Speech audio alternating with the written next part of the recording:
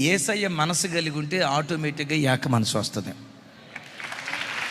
ఇదొక్కటే విరుగుడు, ఇంకా రెండోది ఏది లేదు.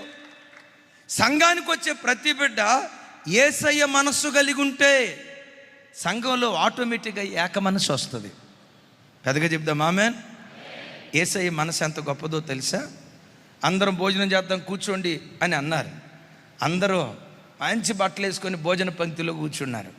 యేసయ్య వాళ్ళ మధ్యలో నుంచి లేచి నడుమునకు తువాలు కట్టుకొని పాత్ర తీసుకొని శిష్యుల పాదాలు కడిగాడు. అంతగా తగ్గించుకుంది యేసుక్రీస్తు మనస్సు. ఎవరి పాదాలు కడిగాడు? శిష్యులు. వాళ్ళు మంచి భక్తి కలిగిన వాళ్ళ, కాస్త అటు ఇటు ఉన్నవాళ్ళ?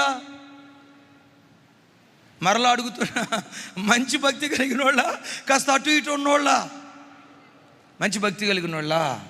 అప్పుడే 30 వెండి నాణాలకి అమ్మేస్తానని బేరవాడు వచ్చాడు మా అన్నయ్య. అదే మన చుట్టమే. ఎవరు? ఇస్కరియోతు యోధ అక్కడ కూర్చున్నాడు. తనను అమ్మటానికి సిద్ధపడిన ఇస్కరియోతు యోధ పాదాలు కడిగాడు. నిన్నెవరైనా ఒక మాట అంటే వాని పలకరించడానికి నువ్వు ఇష్టపడితే అది యేసయ్య మనస్సు.